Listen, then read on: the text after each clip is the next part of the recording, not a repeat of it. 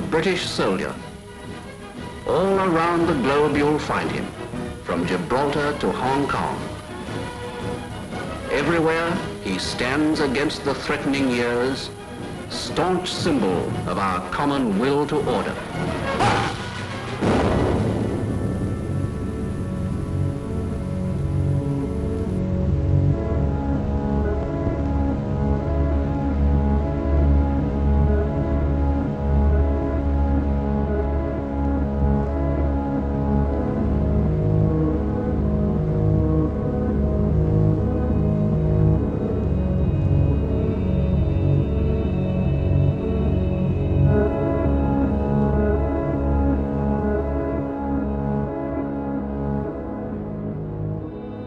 British Empire, the largest empire the world has ever known. For over 300 years, Britain ruled, its armies conquered, and its bankers proclaimed the might of its currency. But one day it all began to fall apart.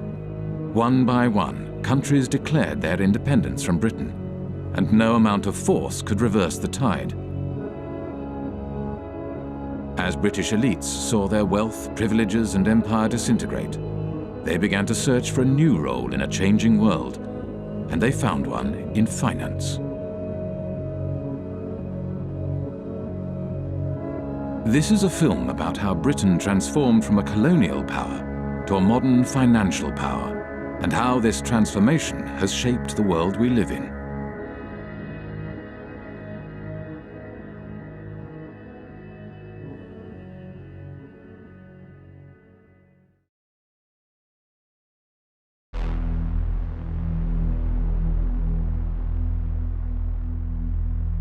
In the days of the British Empire, the City of London was the world's biggest global financial centre. The City of London was the kind of beating financial heart of the British Empire. The historians Kane and Hopkins call it the governor of the imperial engine. All these countries in the empire used to use the sterling currency, and the City of London was kind of the financier of this zone, not just inside the sterling zone, but outside the sterling zone as well. As Britain's empire declined, so too did the City of London. One British Army truck is bombed, killing 2 soldiers and wounding 12. As rioting becomes daily more widespread on Cyprus, young people of high school age take an increasing part in the violence. Here, a group of girls are being dispersed after a rock-throwing battle with British military police. With the decline of empire, British commercial interests across the globe were under threat. In 1956, Egypt nationalized the Suez Canal. A new Middle East crisis arises as President Nasser of Egypt tells a wildly cheering crowd in Alexandria that Egypt has seized the internationally owned Suez Canal. France and Britain issue a 12-hour ultimatum. Within hours of its expiration, Britain's warplanes are winging their way to Egypt, and its bombers attack 5 key cities, including Cairo. The United States was opposed to the invasion and put pressure on Britain and France to withdraw their troops. There will be no United States involvement in these present hostilities. It is our hope and intent that this matter will be brought before the United Nations General Assembly. There, the opinion of the world can be brought to bear in our quest for a just end to this tormenting problem. Britain was humiliated. The Suez Crisis signified the end of Britain's role as one of the world's major powers. Following the crisis, there was a run on the sterling, on the UK pound. Some people suspect that the American government was encouraging this run on the UK pound. As financiers withdrew their money from Britain, the value of the pound decreased. To protect the value of the pound, Britain limited the bank's overseas lending. They were not able to invest abroad, and obviously they were unhappy. And we don't know exactly the context, but it's very clear that the banks or their representative made a representation to the Bank of England, which in itself was dominated by representatives from the banking industry. It seems that they have reached an agreement which was never written, that if the banks intermediated between two non-residents in a foreign currency, in that case the dollar, then this particular intermediation, this particular deal will not be considered by the Bank of England under its own jurisdiction. The banks began to create a market for dollars in London, called the London Eurodollar market. To differentiate these euro market activities from their domestic banking activities, banks kept two sets of accounts. The Bank of England, the UK regulator, declared that the London euro market accounts were not in London. They were elsewhere, and therefore it had no responsibility for regulating them. It's about providing a legal space in which you pretend activity is taking place. And the importance of that is that you pretend it's not taking place in the economy where it really is taking place. So you're taking activity from the place where it's regulated and taxed and pretending that it's happening elsewhere. Now, where doesn't really matter, it's just elsewhere. When American banks realized that London offered the ability to avoid US regulations, they moved their international operations to the city.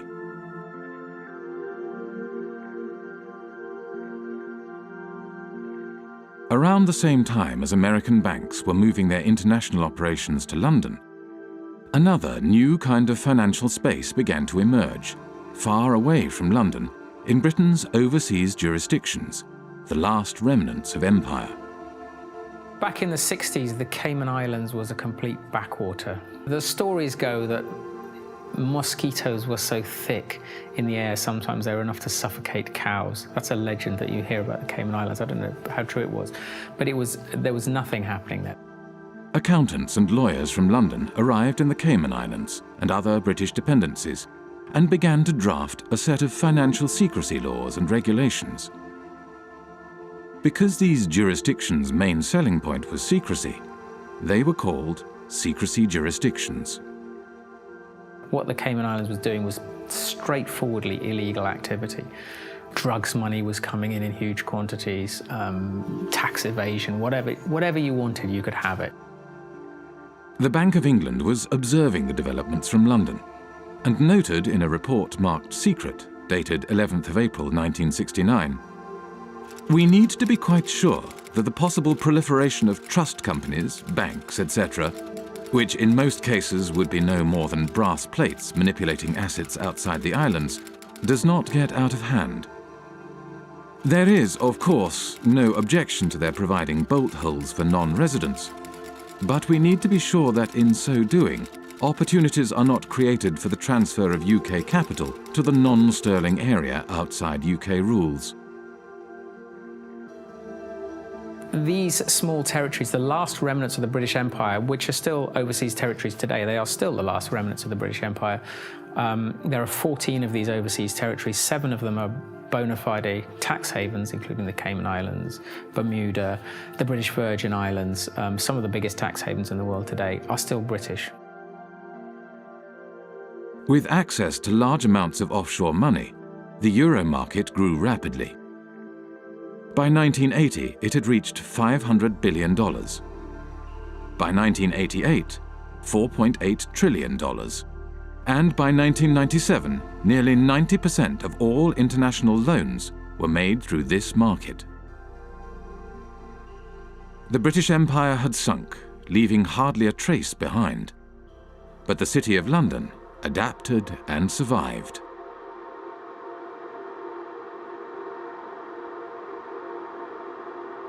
The City of London, London's financial district, is a peculiar place.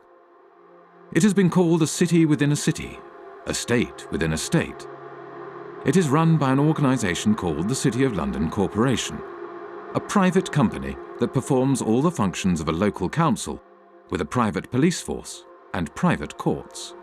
Those of you who aren't from the UK, some of you even who are, might not be aware just how weird a thing the little City of London is within the big London. The City of London is a separate entity to the wider London, and it has its own head, the Lord Mayor, who's distinct from the Mayor, who runs the rest of London. Every November, the city stages the Lord Mayor's Show, the world's oldest civic procession.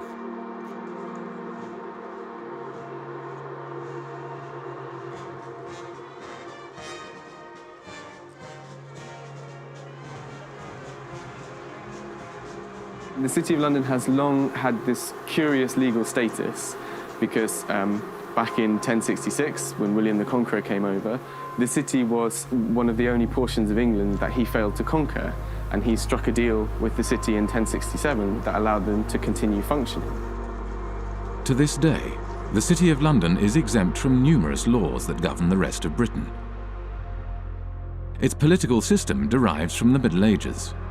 The city's electorate is dominated not by its residents, but by the private businesses operating within the city. Its Lord Mayor is selected by the heads of medieval guilds. They have a representative in the House of Commons called the Remembrancer. Apart from the clerks of the court of the House of Commons, he's the only unelected person there. All other lobbyists have to stop, in the lobby. They're not allowed past the lobby. The City of London has a permanent representative in the House of Commons, whose role is to report back to the City of London Corporation and to lobby Parliament on behalf of the city. The Corporation of London, clearly, it's a unique and interesting phenomenon that should have attracted many political scientists, political economists and economists. But I don't know of anyone who has studied systematically the Corporation of London and its impact on policy or economic policy. So we can only surmise. Some people assume or surmise that the Corporation of London is extremely powerful and is able in one way or another to shape British policy, particularly in financial matters. Clement Attlee, the Prime Minister after the Second World War, had something to say about the City of London Corporation. He did, yes. So over and over again, we have seen that there is in this country another power than that which has its seat at Westminster. The City of London, a convenient term for a collection of financial interests, is able to assert itself against the government of the country. Those who control money can pursue a policy at home and abroad, contrary to that which has been decided by the people.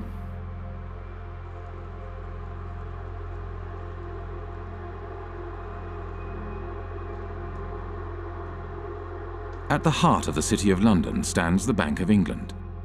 The Bank of England is not just a central bank, it is also a financial regulator.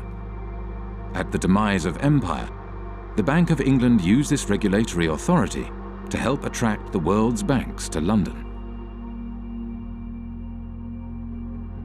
In 1972, the Bank of England issued a license to the Bank of Credit and Commerce International, which set up its head office in London. Within 10 years, BCCI grew into the 7th largest bank in the world.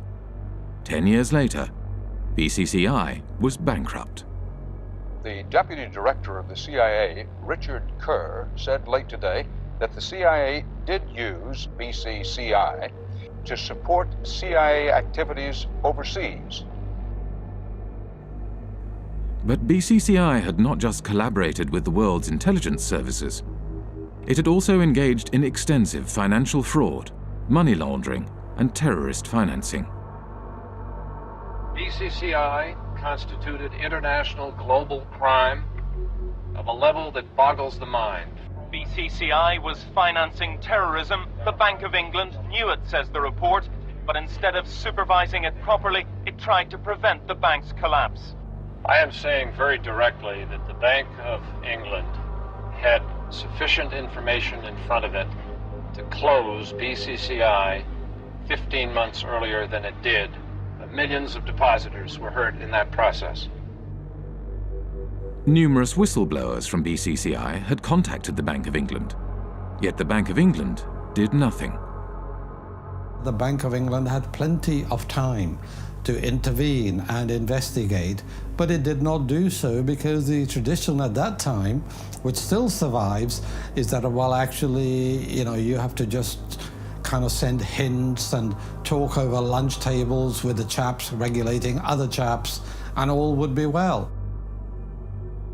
Robin Lee Pemberton, the governor of the Bank of England at the time of the collapse of BCCI, commented, "The present system of supervision has served the community well.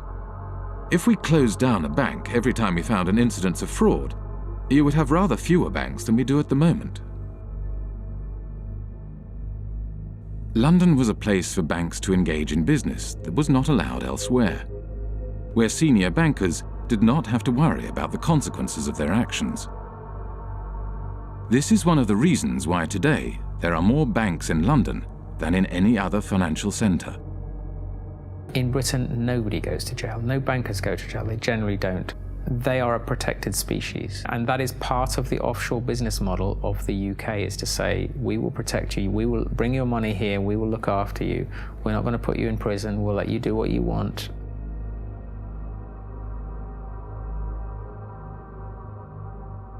Light touch regulation was one way of attracting business to London. Another was secrecy. From the 1960s onwards, City of London institutions began to establish offshore branches in former outposts of the British Empire.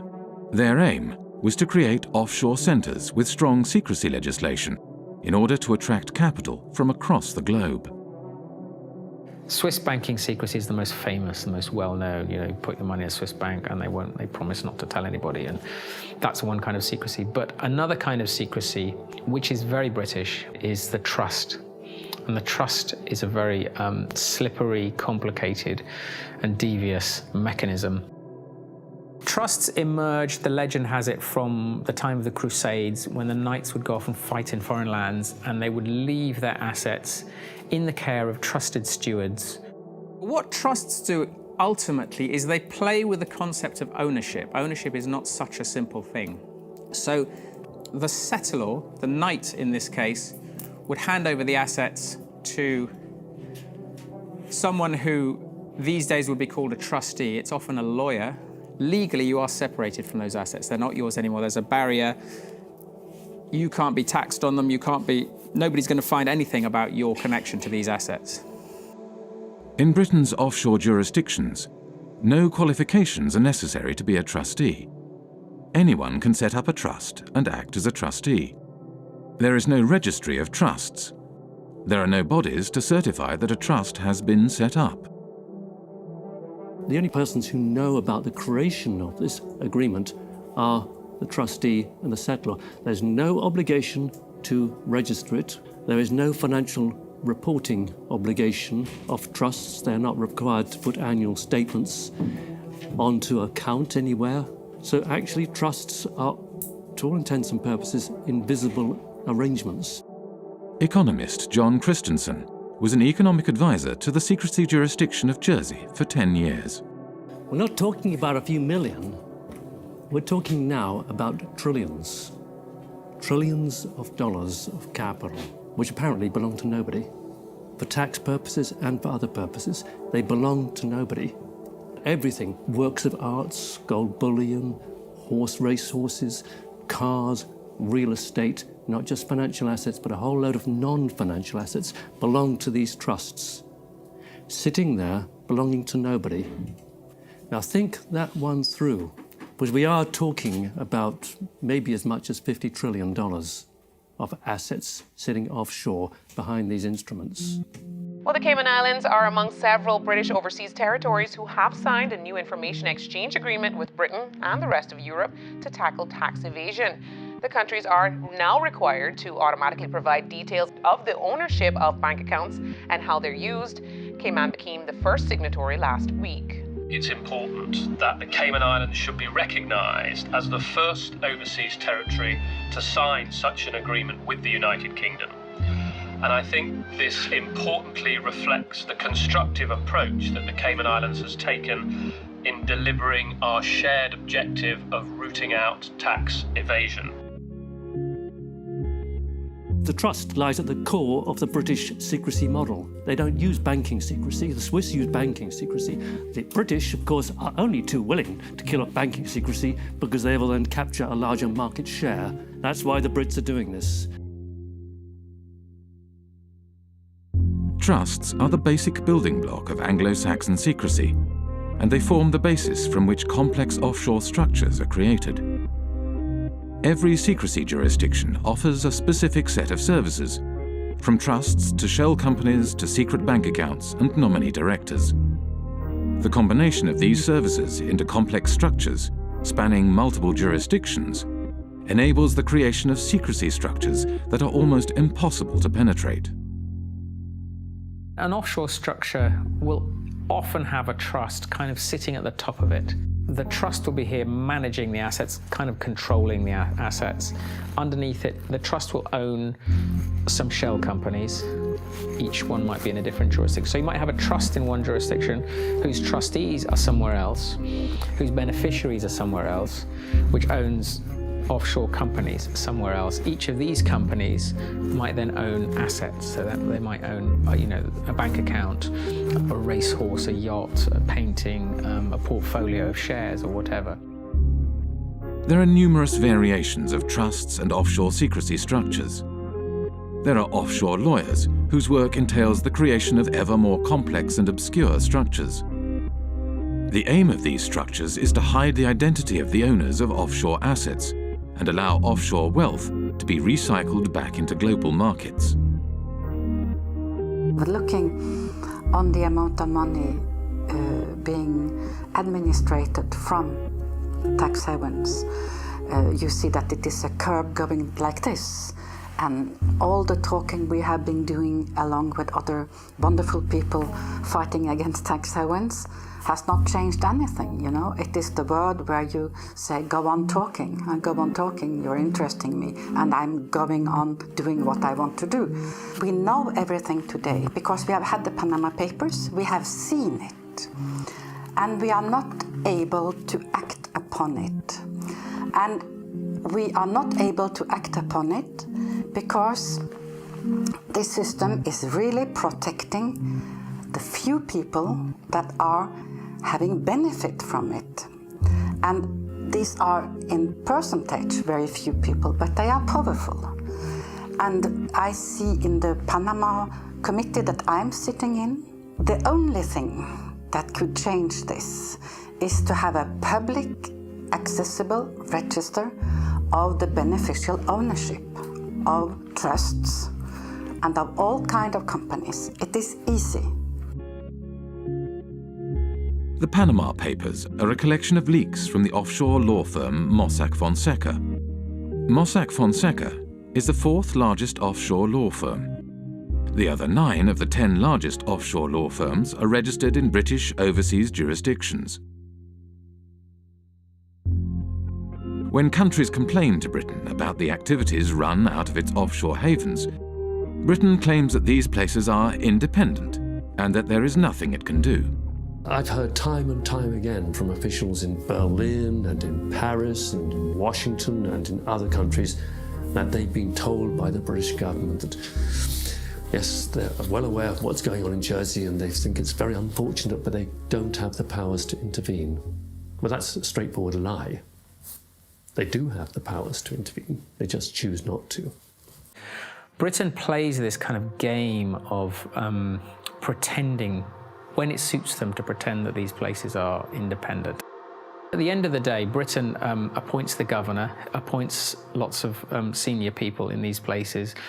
They're responsible for foreign relations and defence, and also they can veto their legislation as well. So Britain has a massive degree of control. Basically, it is controlling these places, allowing them a little bit of political space. During his time as economic advisor to Jersey, John Christensen frequently travelled to London for talks with various British government departments. As economic advisor, I had a lot of contact with different departments. Traditionally, UK governments have tried not to interfere in the domestic affairs of places like Jersey. So it happens in a more subtle sort of way. You kind of go and talk to someone, either at the Home Office or the Treasury, and they'd say, well, not actually particularly keen on this piece of legislation. It might be a good idea if you didn't go down that route. And over a cup of tea, that's quite a strong signal. That's a signal, go back to the island and say, they don't want you to do this. The British government prefers not to interfere overtly. Instead, it communicates its desires through informal discussions. There is no paper trail or official statement. discussions take place behind closed doors. The relationship that these places have with London is very much about the British establishment and people understanding each other. I mean, anybody who is British or knows British people knows that communication between us is often very subtle, and you have to kind of know the codes when people say stuff. I mean, a lot of irony involved and a lot of kind of codified language of the British establishment that people kind of understand how it works. And I think that is very much the case with the British relationship with the tax havens. I think there's a lot of understanding of what we can and can't do without anyone having to actually spell it out. By keeping its power hidden, Britain is able to claim that these jurisdictions are politically autonomous. Independence for Cayman is not on government's agenda. That's the message being sent to the UN Special Committee on Decolonization. Attorney Steve McPhail will be representing government at the UN meeting. The committee was set up to help colonies around the world on the road to independence. But Mr. McPhail says he'll be making it clear that Cayman is not ready for that transition. And that message is that the Premier, his cabinet, his party has no mandate from the people of the Cayman Islands to seek independence. That is the message that I will be carrying. When the Bahamas declared independence from Britain in 1967, the offshore bankers relocated to the Cayman Islands and continued their business from there. It was the British connection that reassured bankers and their clients that their money was safe. This British bedrock, that is what has allowed these places to become so trusted by the financial services industry and offshore finance and all these people. In reality, much of the wealth administered in Britain's offshore havens is controlled from London. The City of London, by and large, likes to do its really dirty work outside London. There might, heaven forbid, be a regulator who actually takes the job seriously and starts to prosecute them for fraud in London. So better to do the frauds offshore in Gibraltar or Jersey, where there's much less risk that a serious prosecution will ever happen. Deals are often discussed and concluded in London, but then registered offshore for tax, transparency, and regulatory purposes. What they allow the city to do is to get involved in dirty business, but then when the scandal hits, to say, well, they're kind of independent, there's nothing we can do about those places, that's not us, that's tax haven activity, and we're the city, you know, we're not involved in that kind of stuff. So it's an incredibly kind of convenient relationship. The City of London has shaped the way in which Jersey, Guernsey, and the British Overseas Territories have developed as tax havens. I see these places as the Frankensteins created by the City of London. Today, the UK is the world's largest provider of international financial services. The UK has an almost unique role in global finance. If you look at data, the kind of data that we've constructed in the Financial Secrecy Index, you can see the relative shares of each country in the global provision of financial services exports. That's financial services to non-residents. Now, there are two big centres, and everything else is quite small in comparison. The two large centres are the United States, with around 19% of the global market, and the United Kingdom and its offshore jurisdictions, which have around 25% of the global market. And if you add to that other jurisdictions, ex-colonies, but recently independent, fairly recently, by which I mean Hong Kong, Singapore, maybe even Dubai and Bahrain, and Cyprus, then you reach a figure of nearly 40%.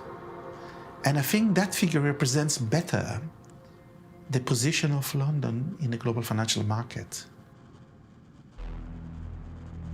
The soldiers left, the administrators left all the colonies, but they still kept a significant degree of control over the financial flows from these former former parts of empire in the rest of the world. So you could describe it as a second empire. Britain's second empire, sort of hidden financial empire spanning large parts of the globe. At the time of the British Empire, the City of London was the world's largest global financial centre. Not only Britain's colonies, but also independent countries did their banking in London and used the empire's currency for trade and financing. As the empire declined, so too did the City of London. The establishment of the London Euro market enabled City of London banks to continue to exploit their empire-era networks and expertise, and the creation of secrecy jurisdictions gave banks access to large amounts of cheap money. International banks from across the globe set up branches in London and Britain's offshore jurisdictions in order to take advantage of this new system. This system has taken the place of the occupation, up till 62. For France, I don't know for England, but about the same time, England were physically present in India, for instance, or in other colonies. And when you look at the money flows through the tax havens, they are increasing when we withdraw from the colonies. We are still plundering developing countries as former colonial powers. Wealthy individuals, organized crime, and corporations shifted their wealth offshore in exchange for secrecy and no tax. And as countries around the world began to deregulate and open their economies, it became ever easier to do so. Today, as much as half of all global offshore wealth may be hidden in Britain's secrecy jurisdictions. One of the losers is Africa, whose flight capital flows mostly into the modern British spider's web. I think it's no coincidence that Britain's offshore empire emerged more or less at the same time as the collapse of the former empire. We tend to think of Africa as being a huge net debtor to the rest of the world. But that was the extent of their debts at the end of 2008, 177 billion. The debt of sub-Saharan African nations stood at $177 billion in 2008. Yet the wealth these countries' elites had moved offshore between 1970 and 2008 is estimated at $944 billion, over 5 times their foreign debt. $944 billion. Do the maths. Far from being a net debtor, Africa, sub-Saharan Africa, is a net creditor to the rest of the world. As capital moved offshore, African nations borrowed money from international banks at high interest. Over time, these debts became so great that they may never be repaid. Secrecy jurisdictions were starving developing nations of their wealth and their tax revenues. For a long time, a lot of developing countries, including recently Ecuador, have been trying to set up a UN tax body which is of a higher value than what is currently there, which is the UN Tax Committee. And every time this has happened, it has gotten blocked. During the financing for development process in Addis Ababa last year, I think it was the UK and the US that blocked attempts again to set up this World Tax Organization. So why would they not want to have democratic decision-making in global decisions on how tax gets collected across borders? I don't understand this. As long as we have cross-border activity that involves both criminal and legal activity, as long as we're unable to separate the two, this is going to continue to be a problem. Western nations block attempts to provide greater transparency of international financial flows and the implementation of global standards for the collection of tax across borders, whilst elites in developing nations use offshore centres to hide their wealth offshore. The oil from Gabon has not benefited people in Gabon. And this is true for the copper in Zambia, for the gold in Mozambique or in Mali. they have benefited the company that do extract it and their shareholders. It has benefited the corrupt elite in the country. In developing countries, the offshore system of tax havens has facilitated the looting of these countries by their elites. It has enabled them to steal the money and keep it safe somewhere else. Illicit financial flows, because the anonymity that drives them creates incentives for people in positions of power to be corrupt. This is why there's a group of countries where development progress is so difficult.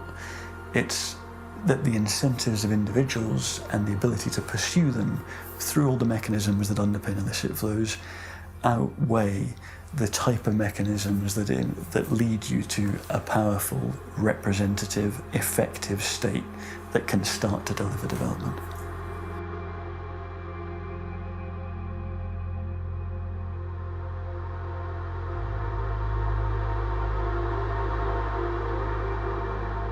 Worldwide, developing countries lose over $1 trillion every year in capital flight and tax evasion.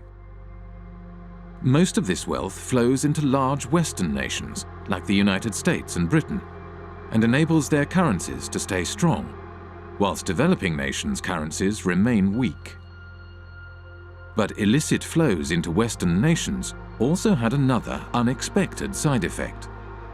The economies of the United States and Britain began to financialize. The origins of this financialization, or de-industrialization, go back to the 1960s. Anti-war demonstrators protest U.S. involvement in the Vietnam War in mass marches, rallies, and demonstrations. President Johnson, meanwhile, let it be known that the FBI is closely watching all anti-war activity. In the 1960s, U.S. economist Michael Hudson was working at Chase Manhattan Bank on Wall Street as Chase's balance of payments economist. During the 1960s, the United States balance of payments deficit was entirely a result of foreign military expenditures. Dollars were flowing out of the United States as a result of the cost of the Vietnam War. The United States attempted to prevent the dollars flowing to Vietnam from being deposited in foreign banks. The government asked Chase to set up a branch in Saigon during the Vietnam War. And as you can imagine, it didn't have windows. It was sort of a fortress. It lost money, but the government went to Chase because it said, if you don't get this money that's being thrown off by the military in Vietnam, then it's going to go into French banks. It'll get to General de Gaulle, and you know what he's going to do every month. He's going to cash it in for gold. That's what the United States was trying to stop. The US was not successful in stopping the outflow of money, so it began to hatch a different plan.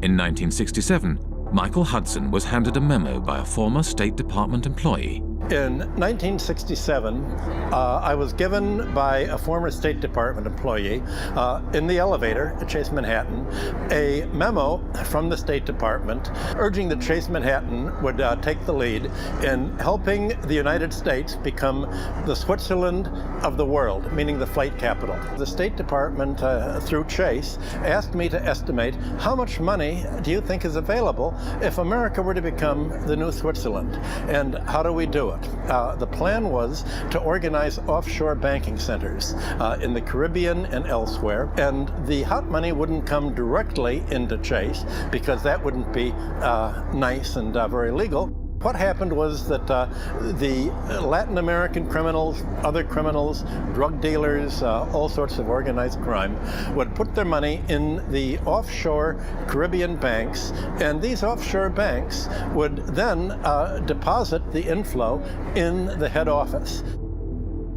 By moving offshore dollars back into the United States, the US was able to stop the outflow of dollars and support the value of its currency. Every country looks to its foreign exchange rate. And the foreign exchange rate is not only imports and exports, it's capital movements. And if you look at the International Monetary Fund's monthly international financial statistics, you have sort of a steady balance of trade, a steady immigrants' remittances. What goes up and down are called errors and omissions. What the United Nations and the IMF call errors and omissions are flight capital. It's the reason that it's omitted is they don't like to really look at this. In the 1930s, Roy Ovid Hall, economist for the U.S. Commerce Department, wanted to include criminal movements in the balance of payment statistics. And Congress got very upset. I was told in Washington, the argument was, we're a Christian country. We don't want to report crime. It's just, don't look at it. And they forbid him to include criminal money in the balance of payments. I guess now you call it errors and omissions. You don't call it criminal inflow and outflow. In the 1960s and 70s, Britain was faced with a similar dilemma as the United States. Money was flowing out, and this decreased the value of the pound. Britain realized that it, too, could support the value of its currency by opening its domestic markets to the trillions of dollars passing through its offshore havens. But just as in the United States, this had an unexpected side effect. The British banks today, just as in the 19th century, don't put their money into British manufacturing. They put their money into real estate speculation, into financial speculation, foreign currency trade. So the financialization of London has helped deindustrialize the country because it's enabled sterling to be supported by this huge inflow of hot money, this inflow of drug dealing money and criminal money and tax evasion money all over the world that is going to London instead of going to Switzerland, Liechtenstein, or the Caribbean.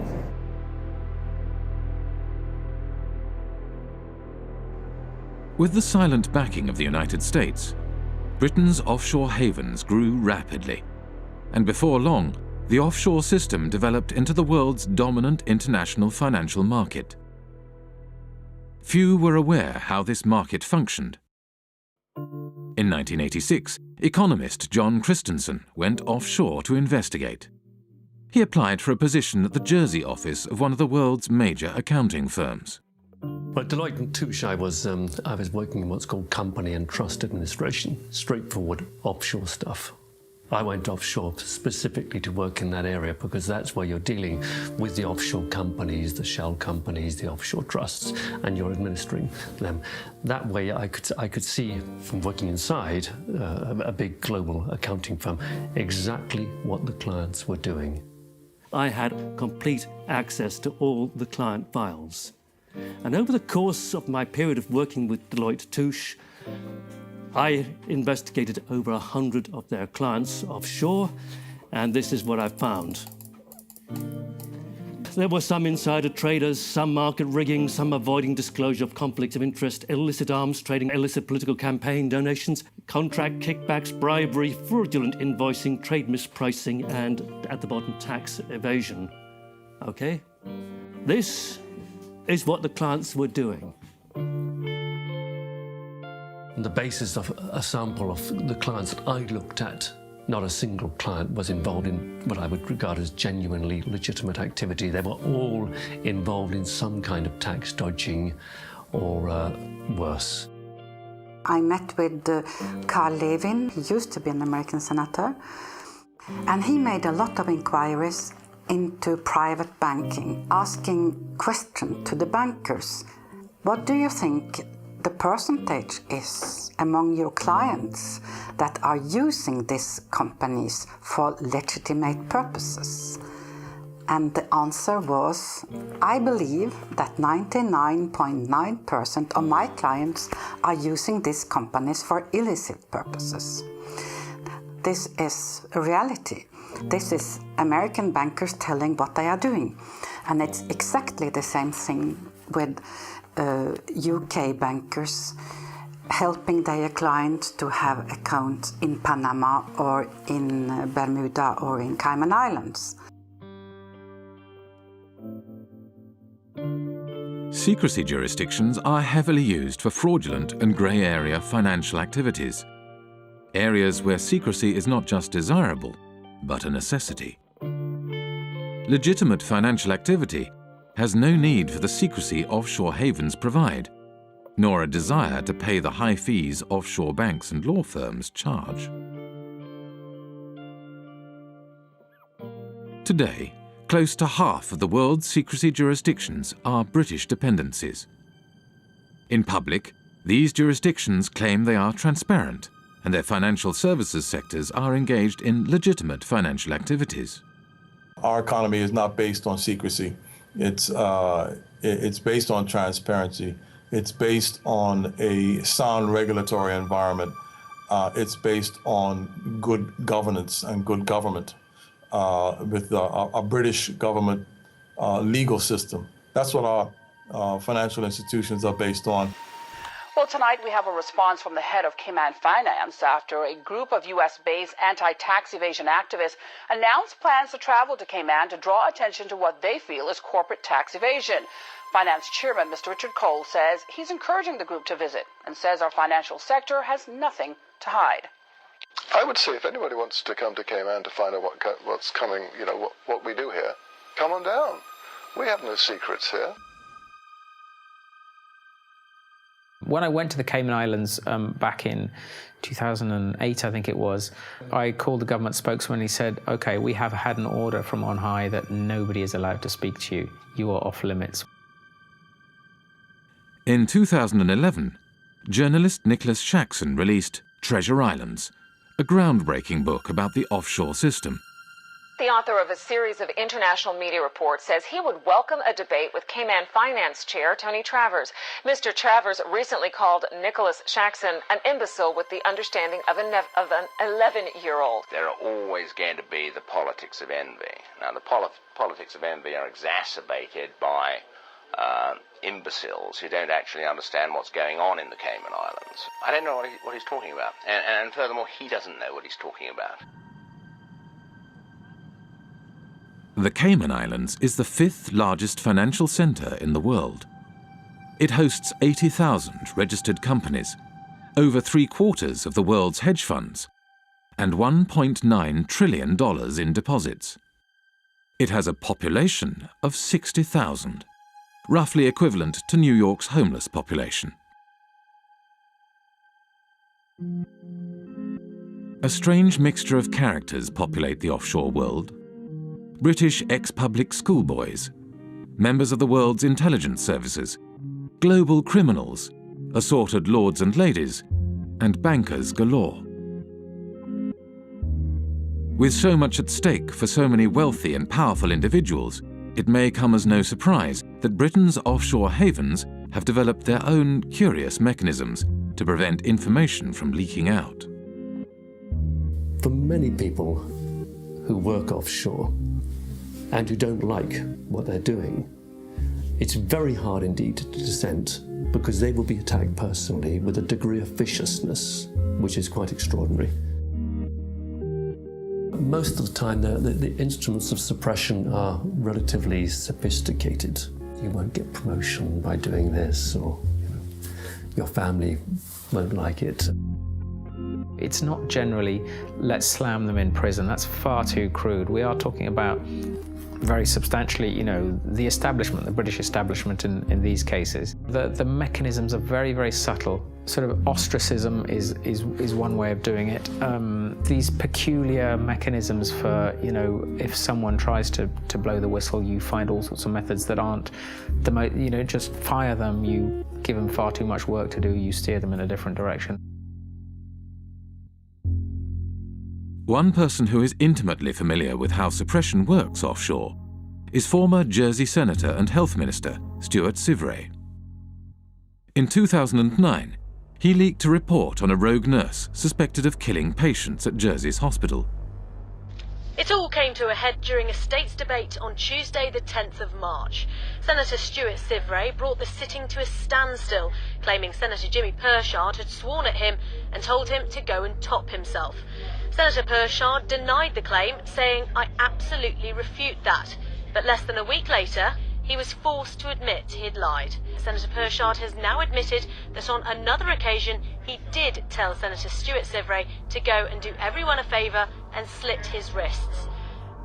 I was arrested at my house one morning by 6 plainclothes police officers. There were another 2 specialist data search police officers on hand, and also another 2 police officers in full body armour, one of those battering rams they kind of use in drugs raids.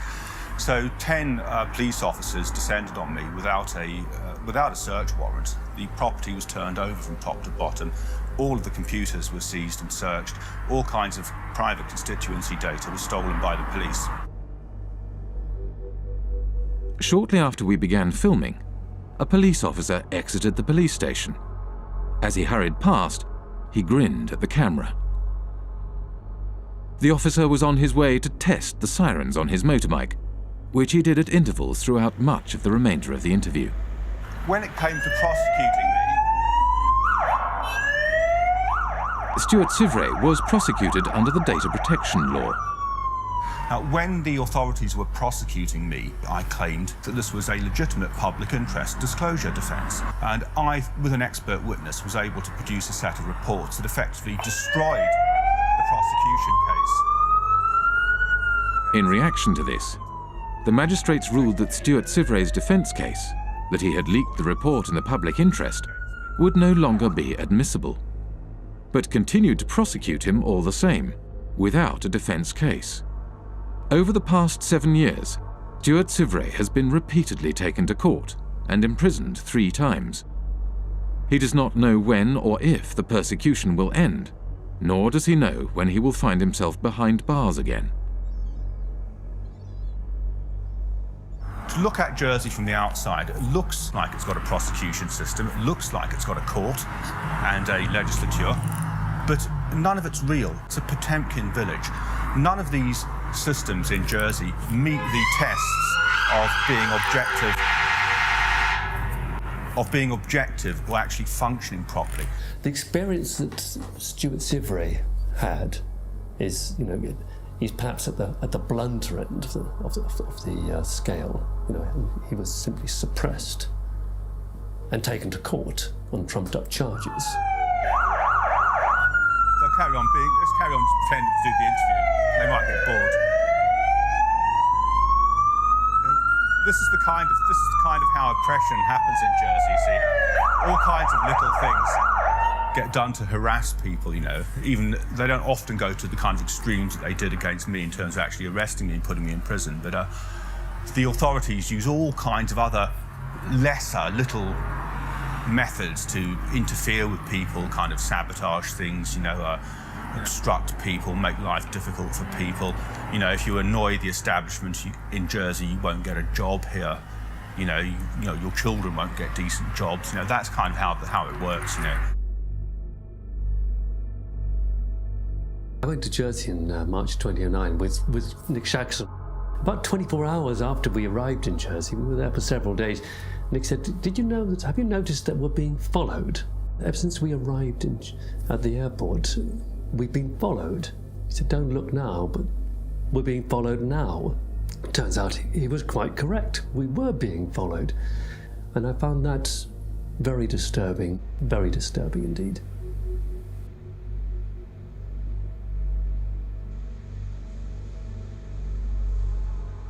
They have a saying in Jersey, if you don't like it here, there's always a boat in the morning.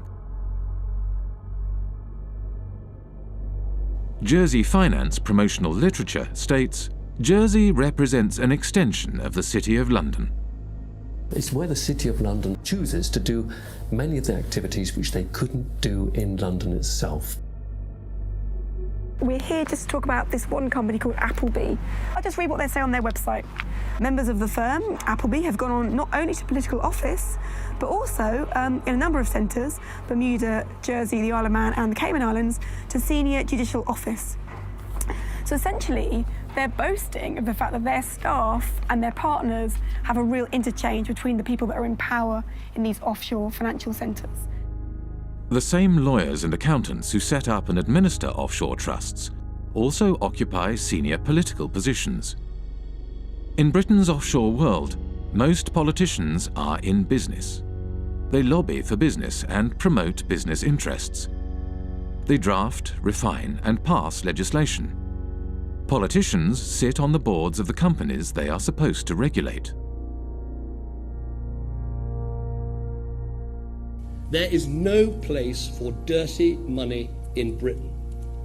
Indeed, there should be no place for dirty money anywhere. The challenge I'm laying down for every country today is to root out the rot of corruption, to ensure transparency over what your own companies are doing, require transparency for foreign companies in your country too, and work with us to spread this approach to transparency around the world. In public, British politicians claim they are cracking down on secrecy jurisdictions and corruption. But in practice, they do the opposite. When I talk to politicians in Brussels, they say that they've had more lobbyists from London,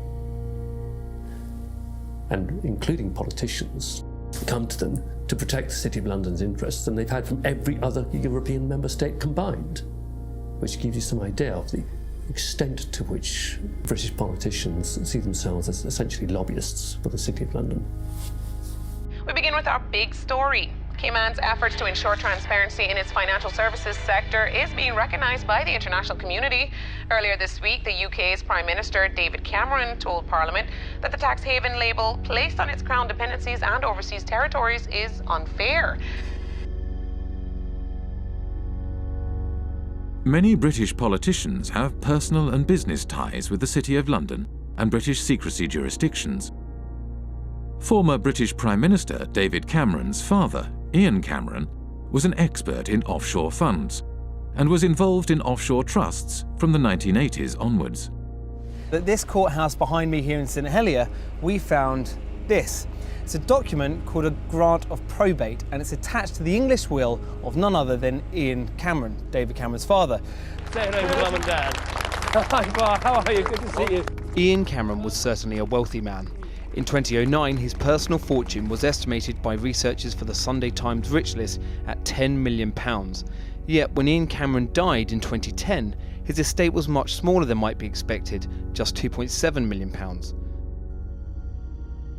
In many cases, it's the politicians and their cronies and their families and so on, and the business people who sponsor the political parties who are using these offshore services themselves. So they've got no personal interest in closing it down. If they wanted to close it down, they could do it tomorrow. The fact of the matter is they don't want to do it because they themselves are complicit with the process. If you come from the same kind of background, you know the right people, then all the kind of legal niceties will often fall away. You can get away with doing all sorts of things that they wouldn't just let any old person, you know, if you came knocking on the door saying, can you set up an offshore company to do this, they'd tell you to get lost. But if you're part of the networks, you can do these kinds of things. So that's a very important part of the whole system. Upper class British public school kind of establishment that has been there since, you know, for centuries. The British establishment, an old boys' network of privileged elites, had carved out a lucrative niche for themselves in the offshore world after the demise of empire. They transformed themselves from administrators of empire into financial handlers for the global elite and multinational corporations. As more money flowed offshore, societies around the globe began to feel the impact of the offshore world. The reality is not what you believe, that your prime minister has the power to decide on the future of your country. The power is hidden here. We have country after country around the world where the lack of financial transparency about taxation, about ownership, about corruption has undermined the extent to which governments deliver representative policymaking for their citizens. You know, we have extreme cases like the hiding of tax evasion by people in finance ministries in Greece, in France. But we also have this system that in general is geared towards anonymous company ownership, the anonymous ownership of properties across London, of half of the land in Scotland. You know, do we really think there's any circumstances in which governments work better, in which markets work better, in which the distribution of income and assets is better, when we allow so much to be hidden? Who wants to not know who you're doing business with? Who wants their government to have people working for it, or to be led by people whose assets are hidden, whose financial transactions are conducted anonymously offshore? You know, this is a bad direction for the world. We need the citizens to understand what is happening, that they are the ones who is carrying the burden, and that some individuals having the power are exonerating themselves. Ordinary people are paying taxes, rich people are not. So this is inequality, and it is leading up to populism, because it shows so clearly that the people today leading the world are not able to take care of the interest of ordinary people.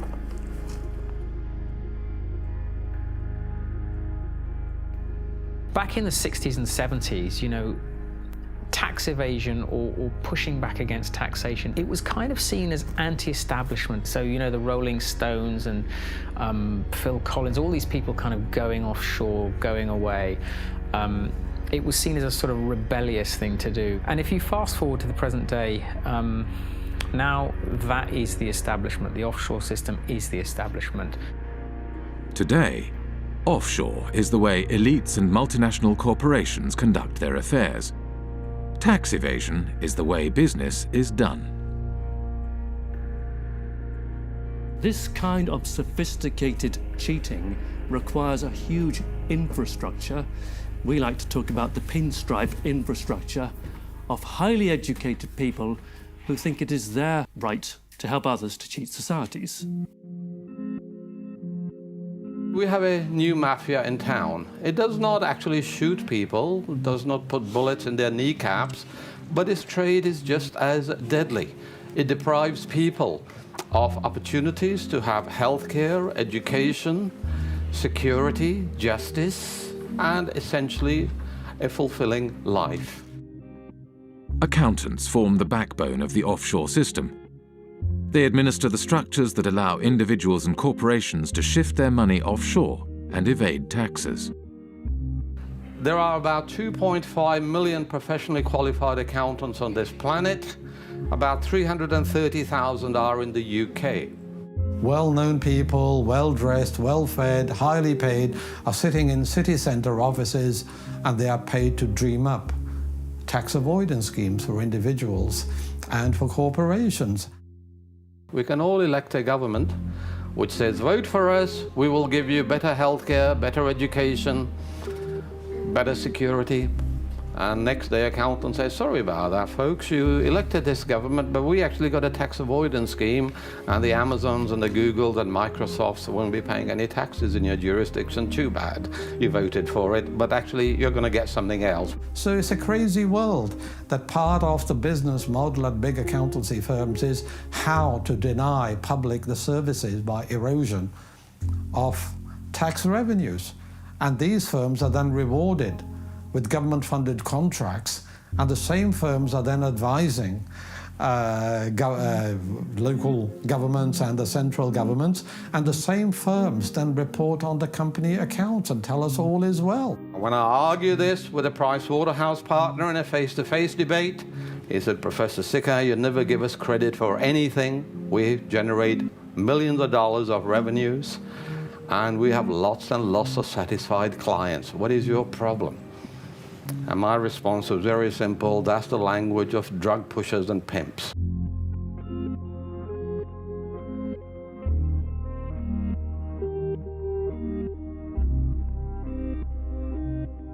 In Britain, a new breed of civil servant was rising to the top.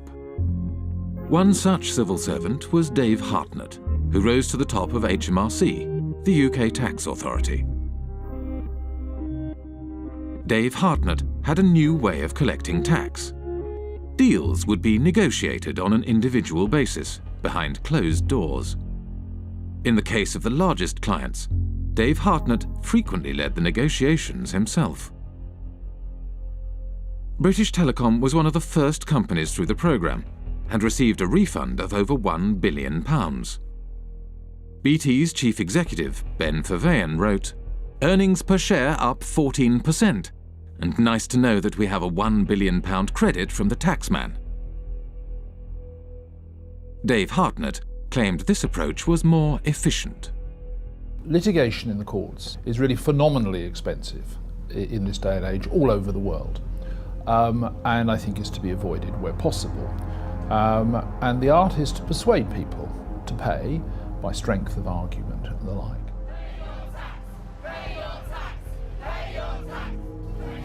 After protests erupted in 2011, the Treasury Select Committee questioned Dave Hartnett. Dave Hartnett claimed he could not give any information due to taxpayer confidentiality.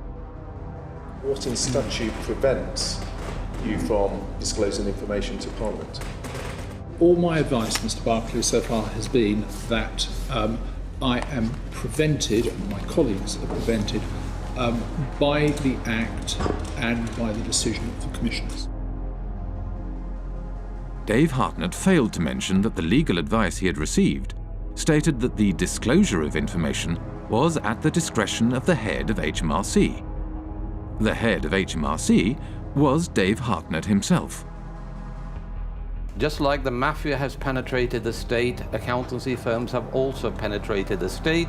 The head of anti-avoidance in the UK tax authority is from one of these firms. The newly appointed chairman of Her Majesty's Revenue and Customs, which is a tax authority, is a partner from KPMG. Their partners have penetrated the state. They are running the Treasury.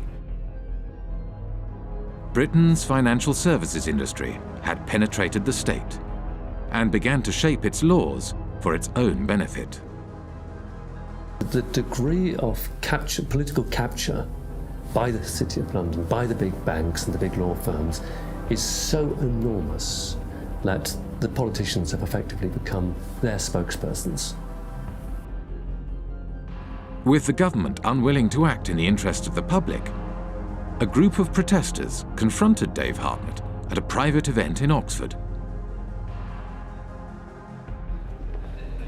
Hi everybody, I'm sorry to interrupt. I'm just going to take a few moments of your time. Here tonight to present Dave with an award. It is the Lifetime Achievement Award for services to corporate tax planning. Thank you. Thank you very much.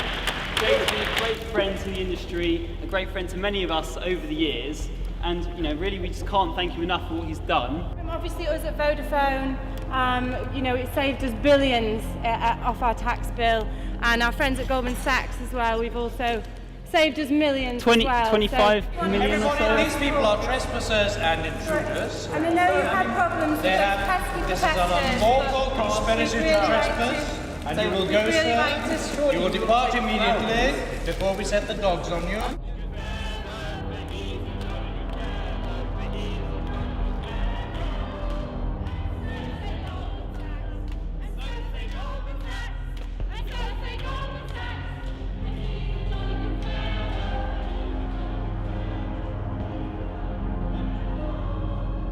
Go. You're trespassing. So sorry. Please you are trespassing, scum. Go.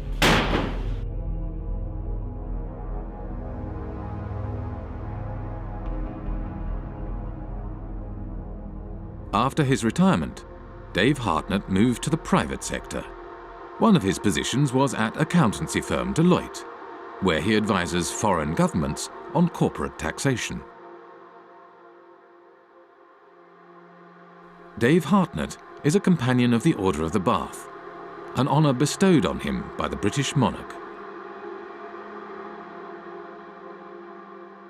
We have former ministers acting as advisors to accountancy firms. Accountancy firms provide jobs and consultancies for potential ministers. To my mind, really, it's an indication of corrupt structures. People are buying and selling influences. When a former minister works for an accountancy firm, he's not providing any accounting knowledge, he's opening political opportunities, home and abroad. That is what they are doing. I hope by now you'll share my view that I don't trust most bankers, I don't trust most lawyers, I don't trust most accounting firms. I actually think they're engaged in a conspiracy against public interest. In Britain, secrecy and complexity in finance and government help to obscure corruption in public office. Financial structures are often so complex that even after they are publicly revealed, they are not widely recognized for what they are. An example of this is PFI, the Private Finance Initiative. PFI is Private Finance Initiative.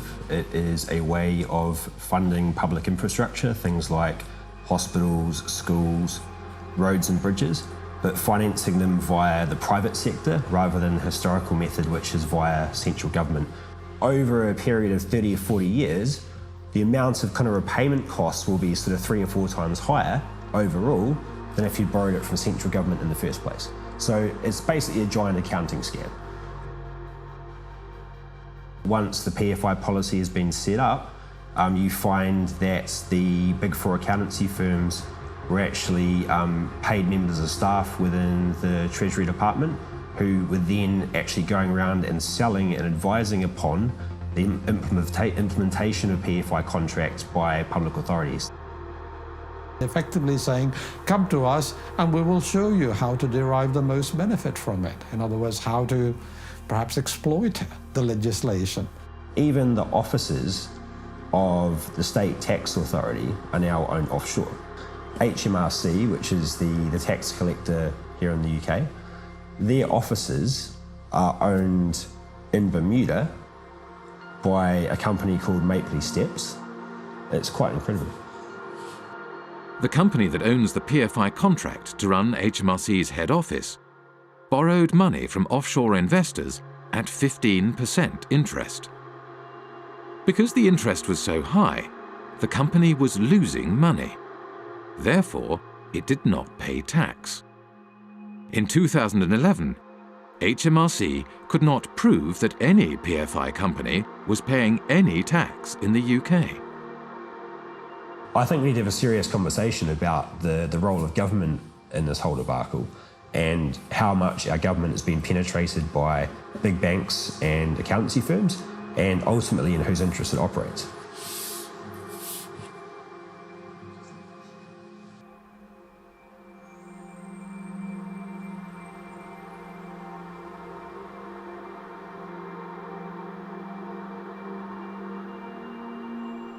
The reason we were protesting outside the Africa PPP conference is that we wanted to make sure that citizens back in Africa should hear about the fact that such policies have been a complete failure here in the UK.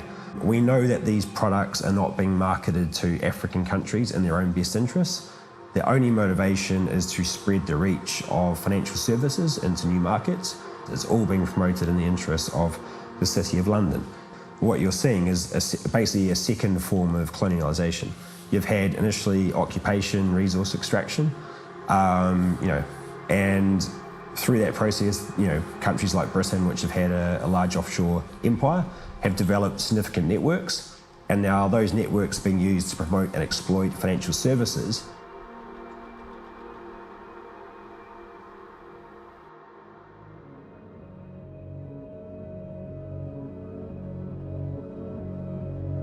The City of London was the beating financial heart of the British Empire. As Britain's empire declined, the city transformed itself from a hub operating the financial machinery of empire into a global financial centre. Former insignificant outposts of empire became the basis for a spider's web of offshore secrecy jurisdictions that captured wealth from across the globe and funneled it to the City of London. Today, 25% of international finance is conducted on British territory. almost half of the world's secrecy jurisdictions are under British protection. Up to half of all offshore wealth may be hidden in Britain's offshore havens. Financial services is how Britain's elites make their money. And it is also where former government ministers, senior civil servants and retired spooks from MI5 and MI6 receive lucrative consulting positions after their time in public service.